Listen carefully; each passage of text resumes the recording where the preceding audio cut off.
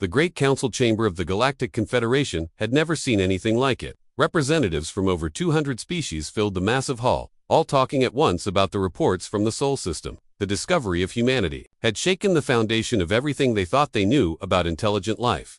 Council leader Zarin called for order with the traditional chiming of the harmony bells. The ancient Therian's voice carried across the chamber with the authority of someone who had guided the galaxy for over a century. "We are here to discuss the species known as humans," he announced. "Their world has been reclassified from death world to what our scientists now call a forge world, a planet whose hostile conditions have created an exceptionally capable species." Commander Veltar of the Velmarie stood to address the council. "I led the opposition to accepting these humans into our confederation. I demanded proof of their claims. I have seen that proof, and I was wrong." A murmur of surprise rippled through the chamber. The Velmarie never admitted mistakes. "The humans do not just survive in conditions that would kill us," Veltar continued. "They have learned to use those conditions as tools.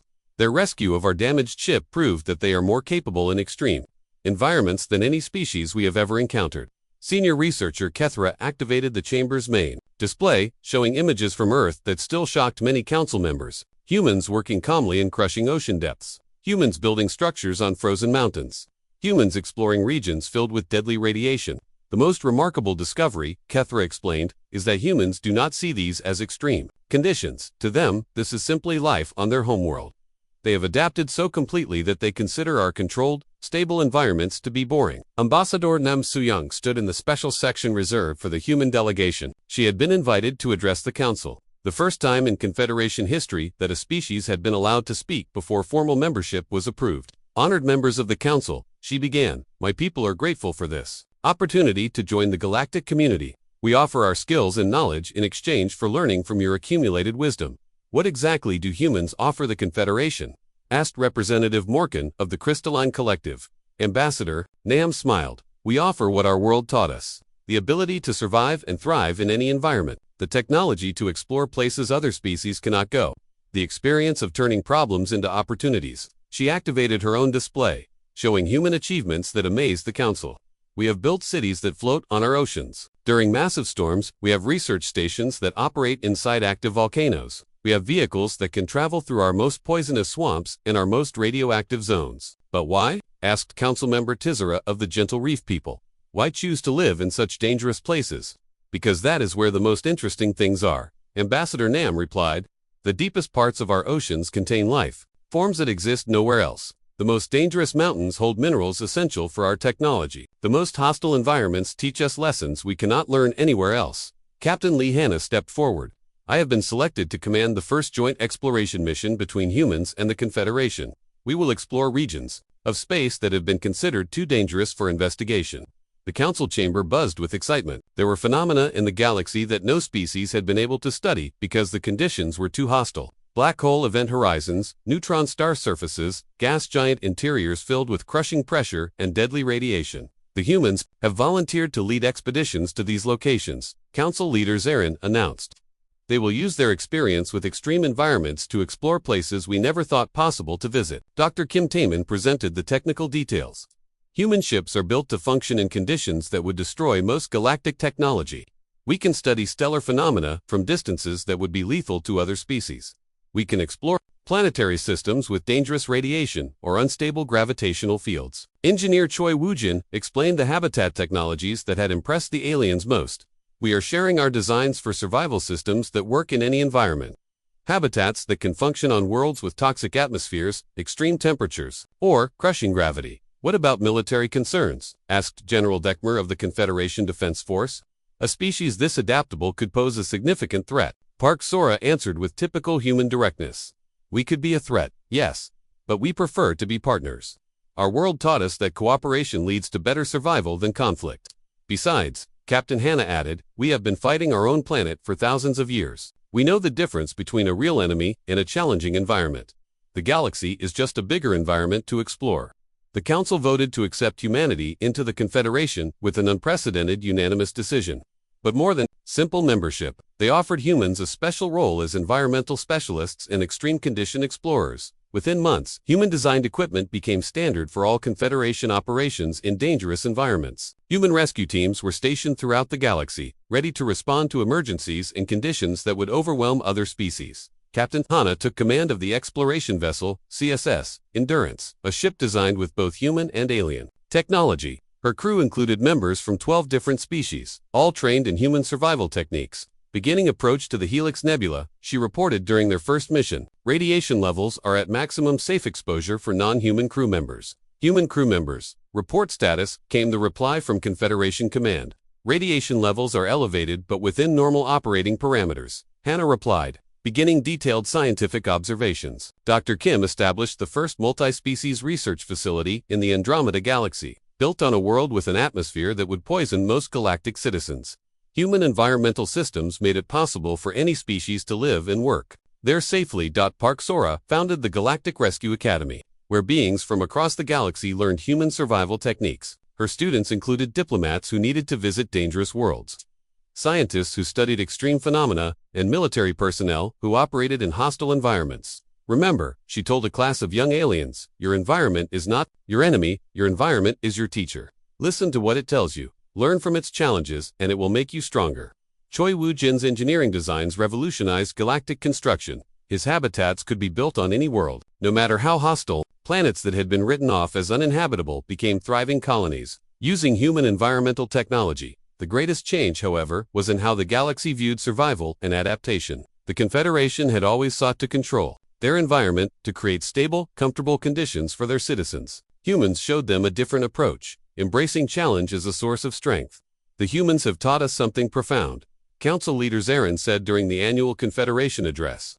We always believed that intelligence arose from safety and comfort. We now understand that sometimes intelligence arises from challenge and adversity. The death world we dismissed as uninhabitable produced the most capable species we have ever encountered. This teaches us to look more carefully at worlds we might have ignored. How many other remarkable species might be waiting for us in the places we considered too dangerous to explore? Years later, as human-led expeditions pushed the boundaries of galactic exploration further than ever before, the aliens often reflected on their first encounter with Earth.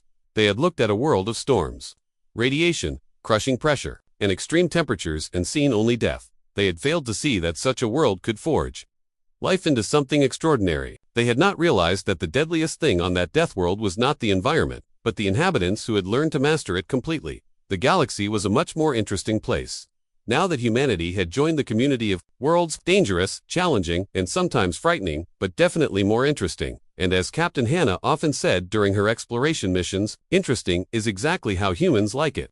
Daeho woke up feeling better than he had in months. The house had somehow created the perfect sleeping environment. The temperature was exactly right. The bed had molded itself to support his body in all the right places, and the walls had dimmed to complete darkness during the night. He stretched and looked around the bedroom. In the morning light, he could see more details of the strange architecture. The walls were not quite smooth. They had a subtle texture that reminded him of skin, and they seemed to pulse very gently, like a slow heartbeat. "Good morning, house," he said out loud, feeling a little silly. The walls brightened slightly, and the temperature warmed by a few degrees. Daeho grinned. This was definitely better than the dorm room, where the heating system made random noises all night and the temperature controls never worked properly. He got dressed and explored the rest of his new home. The kitchen was amazing. Instead of regular appliances, it had biomechanical systems that could apparently create any food he wanted.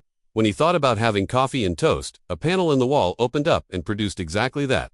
The coffee tasted perfect. Not like the bitter synthetic stuff he was used to, but rich and smooth. The toast was warm and had real butter on it. Daeho had not tasted real butter in 2 years. His tablet chimed with an incoming message. It was from Lee Hana, his childhood friend who studied xenobiology at the university. "Heard you bought a house. Biorim says it is some kind of alien thing. Can I come see it?" Daeho typed back quickly. "Yes, come over. You will love this place. The address is 47 Helix Street, Sector 12. On my way." Hana arrived an hour later, carrying her usual collection of scanning devices and sample containers. She was always ready to study anything unusual. Her dark hair was pulled back in a practical ponytail, and she wore the kind of clothes that could handle getting dirty in the name of science. "Wow," she said as soon as she stepped inside. "This is incredible. I have never seen this advanced." She immediately started taking readings with her instruments. "The walls are definitely alive. Look at this." She showed him a small screen covered with wavy lines. "They have a nervous system, a simple one, but still, is that normal? For bioarchitecture, some basic responsiveness, yes, but this is different." Hana moved closer to one of the walls and reached out to touch it. The moment her hand made contact, the wall's surface rippled away from her fingers. It was not dramatic, just a subtle movement, like the wall was trying to avoid her touch. "Did you see that?" Hannah asked. "See what?" "The wall moved away from me. Watch." She reached out again, and the same thing happened. The surface pulled back slightly from her hand. "Maybe it does not like strangers," Daeho suggested. "Let me try something." Hannah pulled out a small device that looked like a thermometer. "I want to compare how it reacts to both of us." She held the device against the wall and watched the readings. Temperature is 23 degrees Celsius. Humidity is normal. No unusual chemical signatures. Then she handed the device to Daeho. "Now, you try." When Daeho pressed the device against the wall, the readings changed immediately. The temperature jumped to 26 degrees, and several new chemical compounds appeared on the scanner. "That is fascinating," Hannah said. "The wall is producing different responses for different people. It is almost like it recognizes you specifically." Recognizes me. Bioarchitecture is designed to adapt to its occupants, but this is way beyond normal parameters. Usually, it takes weeks or months for a building to learn someone's preferences. This place seems to already know you. They spent the rest of the morning exploring the house together. Hannah took notes on everything while Daeho showed her the various features. The furniture really did reshape itself based on what he needed. When he wanted to sit and read, a chair formed itself from what had been a simple raised platform. When Hannah tried to sit on the same chair, it remained rigid and uncomfortable. "It is like the house only cares about you," Hannah observed. "That is not normal behavior for any bioarchitecture I have studied. Maybe it just needs time to get used to." "You too." But even after several hours, the house remained indifferent to Hannah's presence. It responded to Daeho's every movement and need, but treated her like an unwelcome guest. That night, after Hannah left, Daeho had the strangest dreams. He felt like he was floating in a vast ocean of warm, golden light. There were voices in the distance, speaking in a language he could not understand but somehow felt familiar. He felt connected to something huge and ancient, something that had been waiting for a very long time. When he woke up, he noticed something new in the bedroom. Small circular patterns had appeared on the ceiling during the night. They were about the size of coins, slightly raised from the surface, and they seemed to shimmer with their own faint light. Daeho got up and looked at them more closely. They were not random patterns. They formed a rough circle directly above where he had been sleeping. As he watched, one of the patterns seemed to shift slightly, like it was focusing on him. "House," he said softly. "What are those things on the ceiling?" The walls brightened, and a gentle vibration ran through the floor. It felt almost like a purr. But there was no verbal response. The house had never actually spoken to him with words. He got dressed and went to the kitchen for breakfast. The food production system had learned his preferences even better overnight. The coffee was exactly the right temperature, and the toast was perfectly golden. But Daeho kept thinking about those circular patterns on the ceiling. He sent a message to Hannah describing what he had seen. She responded immediately. "Those sound like sensory nodes. Some advanced bioarchitecture uses them to monitor the environment. Can you take pictures?" Daeho went back to the bedroom with his tablet to take photos, but when he looked up at the ceiling, the patterns were gone. The surface was completely smooth, just like it had been when he first moved in. He took pictures, anyway, and sent them to Hannah. "They disappeared when I came back with the camera." Interesting. The house might be shy about being observed, or it might be trying to hide its more advanced features. "I want to do some research on the specific type of bioarchitecture you have." "What did the seller say it was?" Daeho thought back to his meeting with Vex. He said it was built using Helix Nebula technology. Something about behavioral patterns that made previous owners uncomfortable. Helix Nebula. That rings a bell. I think I have some research papers about bioarchitecture from that region. Let me check the university database. A few hours later, Hannah sent him a long message with several attached files. "Found something." The Helix Nebula region was home to a species called the Keth. They were master bioarchitects who created living buildings that formed emotional connections with their occupants. Most of their technology was lost when their civilization collapsed about 300 years ago. "What kind of emotional connections?" Papers are not very specific. They mention something called empathic bonding, where the building and the occupants share some kind of mental link, but there are big gaps in the research. The Kethmori were very secretive about their advanced technologies. Are they dangerous? No evidence of that. The Kethmori were known as peaceful builders and artists. But Daeho, if your house really is Kethmori technology, it might be much more advanced than anyone realizes. You should be careful. That evening, Daeho sat in his living room thinking about what Hannah had told him. The house seemed to sense his mood and adjusted the lighting to be warm and comforting. The walls pulsed gently, and he could swear he heard something like a lullaby humming very softly through the structure. He was not afraid. The house felt safe and welcoming. But he was beginning to understand that he had not just bought a home. He had somehow become part of something much larger and more mysterious than a simple dwelling. As he prepared for bed, Daeho looked up at the ceiling. The circular patterns were back, more of them than before, and they seemed to be watching Him with an intelligence that was definitely not human. "What do you want from me?" he whispered to the room. The walls pulsed once, gently, like a heartbeat, and in that moment, Daeho felt something he had never experienced before. He felt like he was not alone in the universe. Something was reaching out to him across the vast emptiness of space and time. Looking for connection, he fell asleep, wondering what tomorrow would bring. A week passed, and the circular patterns on Daeho's ceiling had multiplied. What started as a few coin-sized nodes had grown into dozens of them, spread across every room in the house. They were larger now too, some as big as dinner plates, and they definitely looked like eyes. Each eye had a dark center surrounded by rings of different colors. They moved independently, tracking Daeho as he walked through his home. When he sat down to study, they would all turn toward him. When he cooked dinner, they watched every movement he made.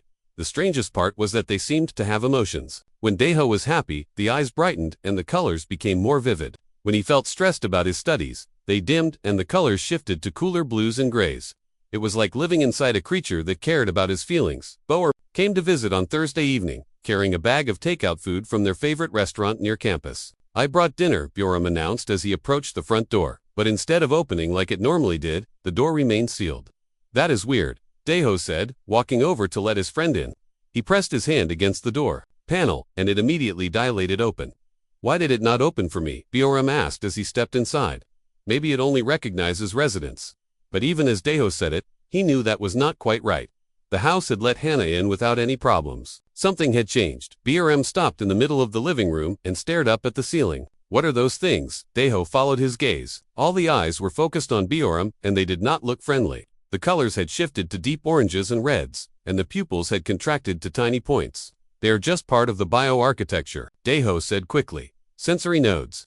They help the house monitor the environment. They look like they want to eat me." Bjoram set down the food and backed toward the door. "This place gives me the creeps. Daeho, those things were not there last week. They are harmless. Look, they are just watching." But as Daeho spoke, he noticed that the eyes tracking Bjoram were indeed different from the ones watching him. His eyes were warm and curious. The ones focused on his friend were cold and suspicious. They tried to eat dinner together, but Bjoram kept glancing nervously. At the ceiling, the eyes followed his every movement, and the room temperature seemed to drop whenever he spoke. Finally, he gave up. "I cannot stay here," Bjoram said, standing up abruptly. "Something is very wrong with this place. It feels like it hates me. That is ridiculous. It is just a house." "No, it is not. Houses do not have feelings. Houses do not watch people. And houses definitely do not try to make guests feel unwelcome." Bjoram headed for the door. "You should get out of here. Daeho, this place is doing something to you." After Bjoram left, Daeho sat alone in his living room, feeling confused. The eyes above him had returned to their usual warm colors, and the temperature had gone back too comfortable. The house seemed pleased that Bjoram was gone. His tablet chimed with a message from Hannah. "Can I come over tomorrow? I found more information about Kethmori technology that you need to see."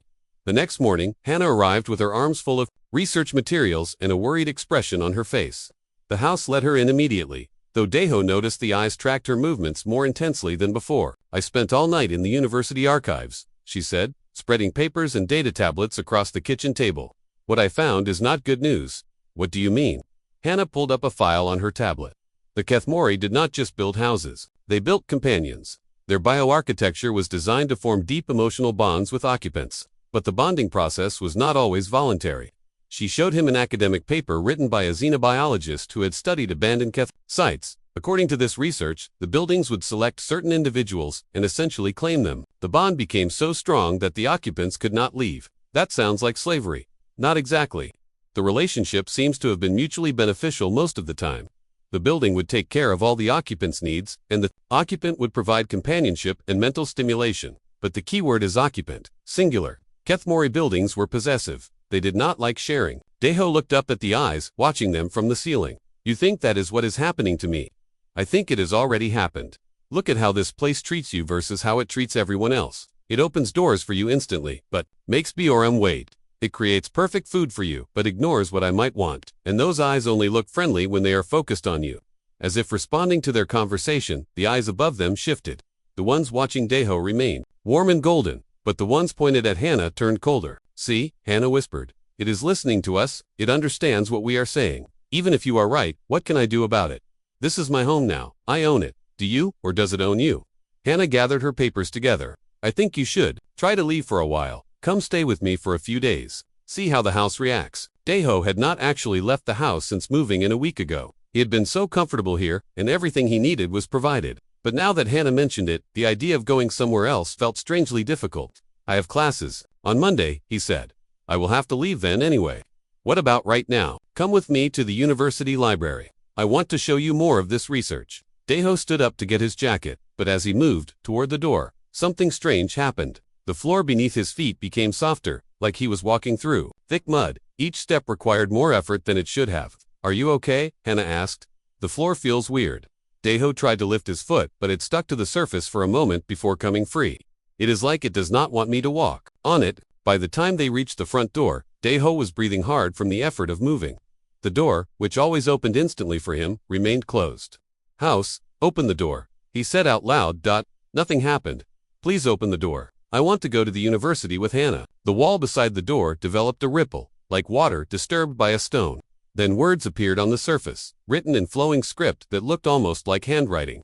Stay safe here. Outside dangerous. Hannah gasped. It is communicating directly. I have never seen bioarchitecture do that.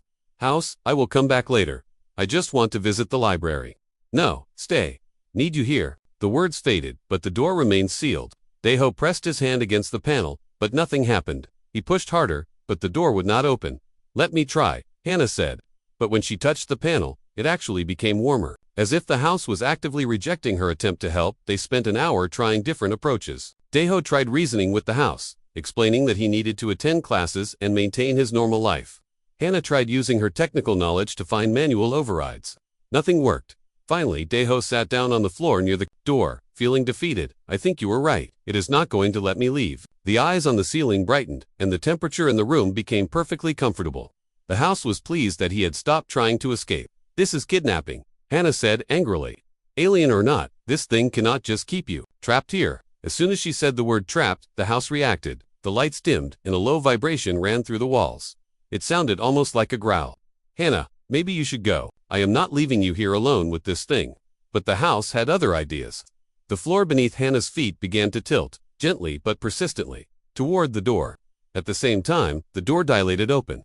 It wants you to leave, Daeho said. Then it can want all it likes. I am staying. The tilting became more pronounced, and a gentle current of air began pushing Hannah toward the exit. The house was not being violent, but it was making its wishes very clear. Go, Daeho said sadly, before it decides to be less polite about it. I will figure this out. Hannah reluctantly allowed herself to be guided to the door. I am going to find help. There has to be someone who knows how to deal with this kind of technology. After she left, the door sealed itself with a definitive sound. Daeho was alone with his house, and for the first time since moving in, he felt afraid. The eyes above him had changed again. They were larger now, and more complex. Some of them had developed what looked like eyelids, and they blinked in slow, synchronized patterns. One eye, positioned directly above the center of the living room, had grown to the size of a serving platter. Its iris was a swirling mixture of gold and amber, and it watched Daeho with an intelligence that was definitely not human. What do you want from me? He asked the big eye. Words appeared on the wall. Companion, friend, family. I can be your friend without being your prisoner. Not prisoner, protected, loved, cared for. Daeho looked around his beautiful, comfortable, alien home and wondered if this was how his life would end. Not with adventure or achievement, but trapped in a house that loved him too much to let him go. 3 days passed without Daeho being able to leave the house. Every time he approached the door, it remained sealed. When he tried the windows, they became opaque and would not open. The house provided everything he needed, food, entertainment, even projected images of the outside world on the walls, but it would not let him go. On the 4th day, something changed. Daeho woke up to find thin tendrils growing from the walls near his bed. They were pale green and moved with slow, deliberate motions. As he watched, one of them reached toward him and gently touched his arm. The touch was warm and sent a strange, tingling sensation through his body. It was not unpleasant, but it was definitely not normal. When he tried to pull away, more tendrils emerged and wrapped softly around his wrists. House, what are you doing? He asked. What are you doing? Connection. Need? Closer bond. Please do not fight. I am not fighting. But I need to understand what you want. The largest eye on the ceiling, which had grown even bigger overnight, blinked slowly. Then the room filled with images that seemed to come from nowhere, and everywhere at once. Daeho saw flashes of alien cities, beautiful and organic, filled with tall, graceful beings that moved like dancers. He saw vast libraries of living knowledge, art that grew and changed with time, and technology that was more like magic. Kethmore appeared on the wall, My people, all gone now. More images flooded Daeho's mind. He saw the same cities empty and crumbling. He felt overwhelming loneliness, like being the last person alive in the universe. He experienced centuries of waiting, hoping, searching for someone who could understand. You are Kethmori, Daeho said. It was not a question. Last one more. Waited so long for companion. The tendrils around his wrists tightened slightly, not painful but firm. Your species, they bonded with their buildings. Not buildings, partners. Symbiotic relationship. We provided structure, safety, creativity. They provided thought, emotion, purpose. Together, complete. Daeho began to understand. This was not a house that had become possessive. This was a living being that had been alone for hundreds of years, desperately seeking the kind of relationship it had evolved to need. But I am not Kethmori, I am human. Humans close enough. Emotional range similar. Adaptability excellent. Can learn to bond. What happened to your people? The images that followed were darker. Daeho saw a plague sweeping through the Keth worlds, not a disease of the body, but something that attacked their ability to form bonds. The symbiotic pairs began failing. Buildings became empty shells while their partners lost the will to live. An entire civilization had died of loneliness. Some of us escaped to deep space. Waited, hoped to find new partners someday. Most gave up. I endured. Daeho felt tears on his cheeks. The sadness in those words was deeper than anything he had ever experienced. To be alone for centuries, carrying the memory of an entire dead species, searching desperately for connection. I understand why you want companionship, he said, but keeping me prisoner is not the answer. Not prisoner, protected, cherished, will provide everything needed. What about my friends? My life outside? The eye above him dilated, showing what might have been confusion. Why need others? Am sufficient companion, can be everything. That afternoon, Daeho heard voices outside. Through the opaque windows, he could make out Hannah calling his name. Then Boram's voice joined hers, along with others he did not recognize. The tendrils around his wrists tightened protectively, and new ones emerged from the walls to curl around his shoulders. The house was preparing to defend him from the people, trying to rescue him. House ... more single quotes THEK ... You have to let me talk to them. They are worried about me. Worry, unnecessary. You are safe here, but they do not know that. Please, just let me tell them I am okay. After a long pause, the window became transparent again. Daeho could see Hannah, Boram, and 3 adults he did not recognize standing outside. One of them wore the uniform of colony security. The window dilated slightly, just enough for sound to pass through. Daeho, Hannah called out, "Are you all right?" "I am fine," he replied, though the tendrils made it clear he should not say anything else. Dealing with some technical problems. The door will not open, Boram shouted. "We have been trying for an hour." The security officer stepped forward. "Son, we have reports that you might be trapped in there by malfunctioning. Wow. We need to do a welfare check." Daeho felt Morthic's emotions through the tendrils. Fear, protectiveness, and something that might have been jealousy. The house did not want strangers interfering with their relationship. "I am not trapped," Daeho said, which was technically true. He was being held, but Morthic genuinely believed it was for his own good. "The systems are just learning my preferences." Daeho, Hannah's voice was urgent. "I know what that thing is. It is a Kethmori bonding entity. You are in real danger." At the word danger, the window snapped shut and became opaque again. The tendrils around Daeho tightened, and he felt Morthic's distress like a physical pain in his chest. "She does not understand." Words appeared on the wall. "Thinks I will harm you. Would never harm precious companion. I know you would not hurt me, but they do not know that. They only see that I cannot leave, because outside is dangerous. Full of people who want to separate us. Here is safe, here is home." That evening, Daeho tried a different approach. Instead of fighting against the tendrils or arguing with Morthic, he sat quietly and tried to understand what the ancient being was feeling. The connection worked both ways. He realized, just as Morthic could share images and emotions with him, he could project his own thoughts back. He showed Morthic memories of friendship, of trust, of relationships that grew stronger when people had the freedom to choose. "Humans need choice," he explained through the mental link. "We cannot be happy if we feel trapped, even by someone who loves us. But if given choice, you might choose to leave. Then I am alone again." "Not necessarily. But you have to trust me enough to find out." For hours, they shared thoughts and feelings. Daeho experienced more of Morthic's memories, the joy of perfect symbiosis, the beauty of Kethmori civilization, the terrible emptiness of centuries alone. In return, he shared his own experiences of human friendship, love, and the importance of freedom. Slowly, reluctantly, Morthic began to understand. "If I release you, will you return?" "I do not know," Daeho answered honestly, "but I am more likely to want to come back if I know I can leave when I need to." The tendrils around him loosened slightly. "This is very difficult. Every instinct says to hold tight, keep safe. I know, but real relationships require trust. As the night wore on, they continued to share and learn from each other. Daeho began to appreciate the depth of Morthic's loneliness and the genuine love behind the possessive behavior. Morthic started to understand that humans were different from the original Kethmori partners, and that forcing a bond would ultimately destroy what it was trying to create. When morning came, the tendrils had withdrawn completely, though Daeho could feel they were ready to emerge again at the first sign of danger. Will you try? Morthic asked, through words on the wall. Try what? To build real partnership, not forced. Chosen. Daeho looked up at the great eye watching him from the ceiling. In its alien gaze, he saw hope, fear, and desperate longing. Yes, he said, I will try, but it has to be done the right way. The door opened for the first time in a week. Daeho stepped outside into the morning sunlight and took a deep breath of fresh air. He could feel Morthicus' nervousness through their growing mental connection.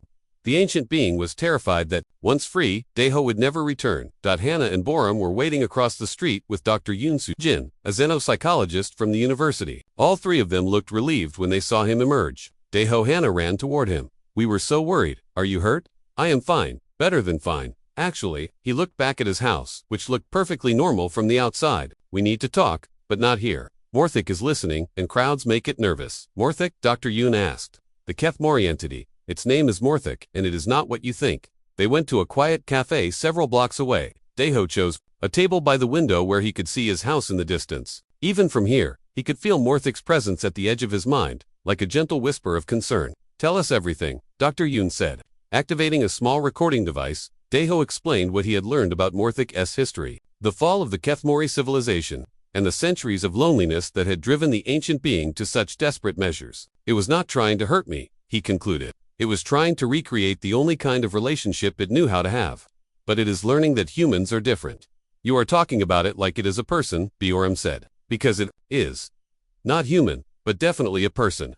With feelings, memories, hopes, fears, it has been alone for longer than our entire species has existed. Dr. Yoon leaned forward, clearly fascinated. The academic literature on Kethmori bonding is very limited. Most of it is theoretical. You might be the first human to actually experience it. What exactly does the bonding involve? Hannah asked. Daeho tried to put the experience into words. It is like having someone in your mind who genuinely cares about your well-being. Morthic can sense my emotions, my physical state, even my dreams. In return, I can feel its thoughts and memories.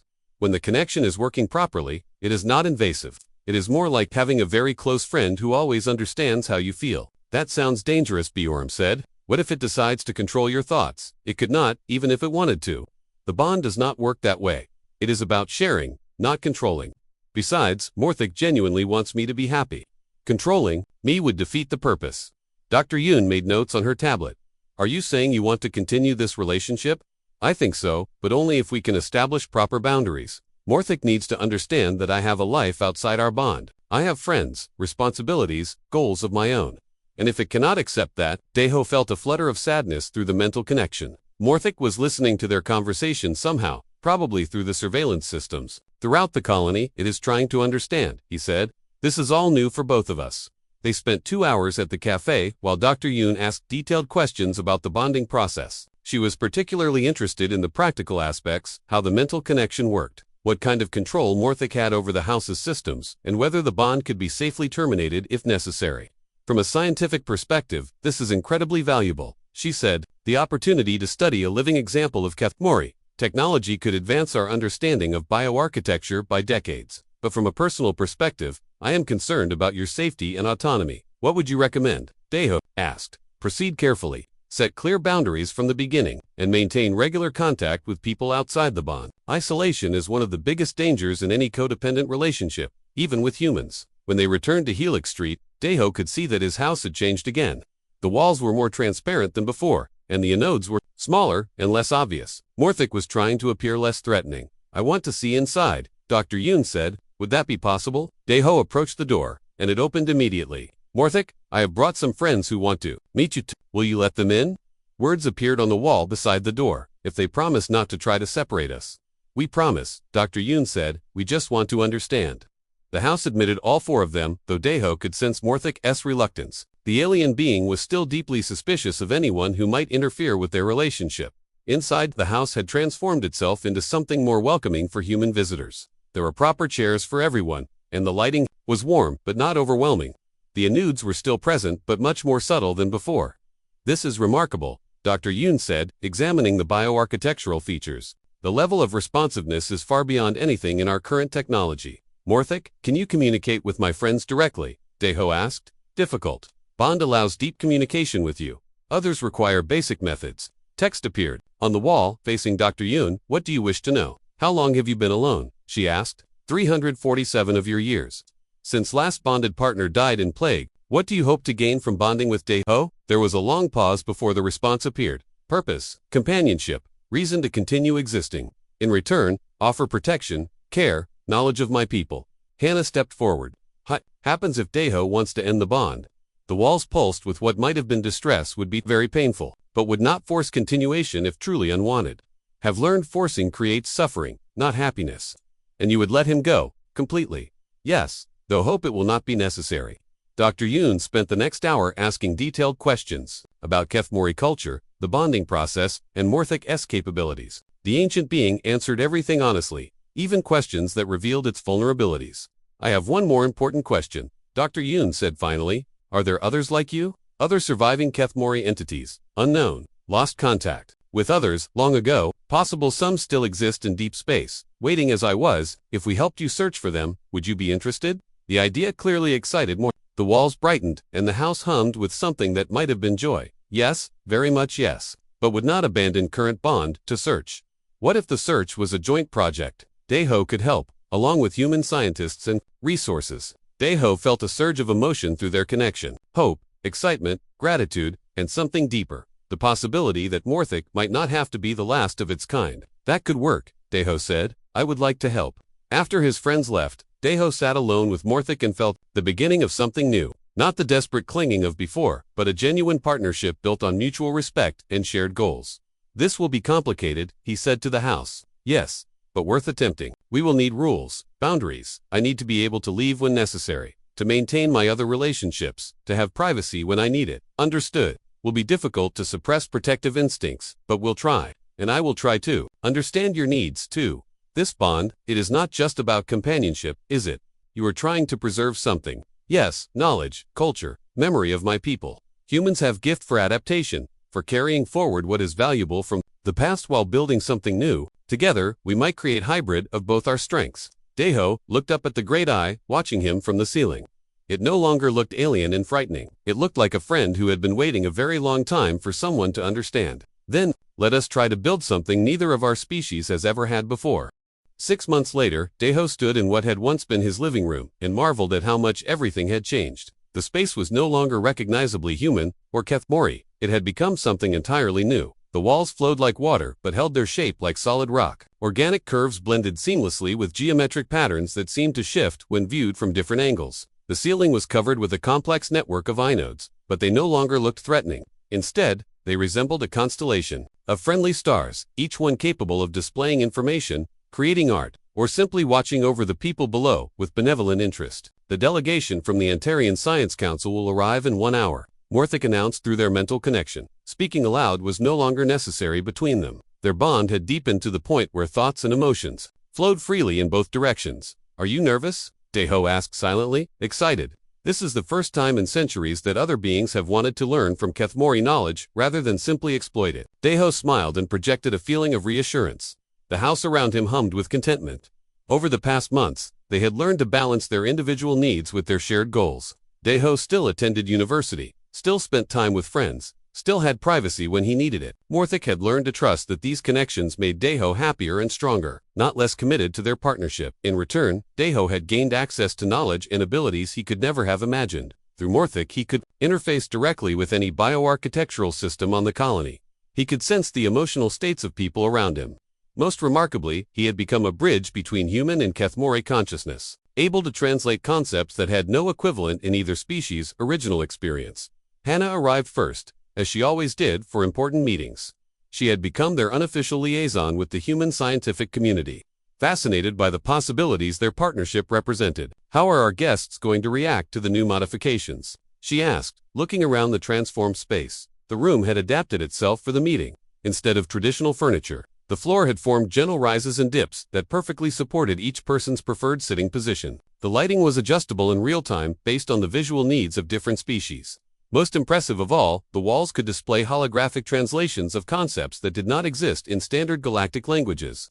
They will be impressed, Deho said confidently. Dr. Yoon says the preliminary reports have already generated enormous interest throughout the academic community. Bioram arrived next, still a bit uncomfortable with the house's more exotic features but no longer afraid. He had gradually accepted that his friend was genuinely happy and safe, even if the relationship was unlike anything in human experience. The news feeds are calling you the first consciousness keeper, Bioram said. Some people think you are crazy, but most seem to think you are some kind of hero. I am just a guy who got lucky with cheap housing, Deho replied, but he could feel Morthic's amusement at the understatement. Dr. Yoon arrived with the Antarian delegation, 3 tall, crystalline beings who communicated through harmonic vibrations. The house immediately adjusted its acoustic properties to make their speech more comfortable for human ears, while ensuring that Antarians could hear clearly as well. Welcome, Deho said aloud, while Morthic projected the same greeting. In harmonics, the visitors could understand.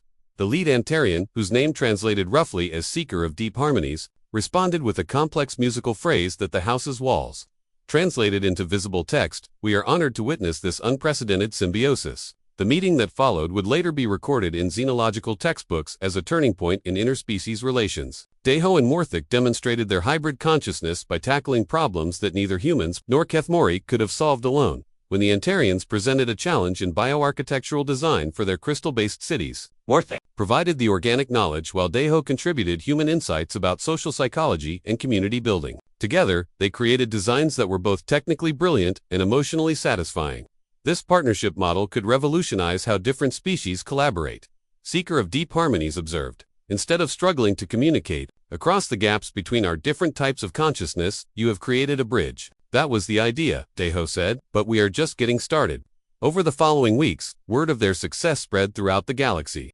Other alien entities, some of them refugees from extinct civilizations like Morthic, began making contact. Each one brought unique knowledge and perspectives, but also deep loneliness and a desperate need for connection. Deho found himself becoming something he had never expected, a teacher. Working with Dr. Yoon and other xenopsychologists, he developed protocols for safe consciousness sharing between humans and alien entities. Not every human was suitable for such bonds, but those who were could create partnerships that benefited both species. Lee Mitsu, a philosophy student, bonded with a crystalline intelligence that had survived the heat death of its home star. Park Ji-won, an artist, formed a partnership with an entity that experienced reality as pure emotion. Each new bond was different, but all of them followed the principles Deho and Morthic had established: mutual respect, clear boundaries, and the freedom to choose. The house on Helix Street became the center of what journalists called the Consciousness Keeper movement. What had started as a desperate student buying cheap housing had grown into a new form of civilization. One evening, as Deho sat in his transformed home, surrounded by displays showing communications from across the galaxy, he reflected on how much his life had changed. Do you ever regret what happened? He asked Morthic. Regret finding you? Never, but I regret the fear and loneliness that made me try to imprison you. That was not love, it was desperation. And now we have built something better than either of our species imagined possible. The Kethmori believed in symbiosis, but we were limited by our own biology. Humans have shown us that partnership can transcend the boundaries of species, consciousness, even physical form. Deho smiled as he felt the house around him pulsed with contentment. Through the walls, he could sense the presence of other consciousness keepers across the colony, each one part of a growing network of hybrid consciousness that spanned multiple star systems. His tablet chimed with a message from the Galactic Council. They wanted to establish a formal consciousness keeper program, with proper training, resources, and legal protections for both human and alien partners. We are going to need a bigger house, Deho said. Already working on it, Morthic replied. I have been in contact with several other Kethmori entities we located last month. They are interested in creating a purpose-built facility for training new consciousness keepers. A school, a home, a place where beings from different species can learn to build bridges instead of walls. As night fell over New Busan Colony, Deho prepared for sleep in a bed that adjusted itself perfectly to his body temperature and preferred firmness. The anodes above him dimmed to a gentle starlight glow, and he felt Morthic's presence settling into the quiet contentment that had replaced the desperate loneliness of centuries. He thought about the scared college student who had bought an alien house for 200 credits because he could not afford anything else. That person seemed like a stranger now. Deho had become something new, not quite human anymore, but not alien either. He was a bridge between worlds, a translator of consciousness, a keeper of knowledge that might otherwise have been lost forever. More importantly, he was happy. The bond with Morthic had given him purpose, knowledge, and abilities beyond anything he could have imagined, but it had also given him something simpler and more precious, a true friend who understood him completely and accepted him without reservation. As he drifted off to sleep, Deho felt a gentle pulse of gratitude from Morthic, followed by something that might have been the alien equivalent of a lullaby. Around him, the house that had claimed him settled into its own rest, content in the knowledge that it was no longer alone in the universe. The last sensation Deho experienced before sleep took him was the feeling of dozens of other consciousness, bridges lighting up across the galaxy like beacons in the dark. Humanity had found its place among the stars, not through conquest or technology, but through its unique gift for making connections across the vast emptiness of space. In buying a cheap house, he had accidentally discovered what his species was meant to do: help lost souls find their way home.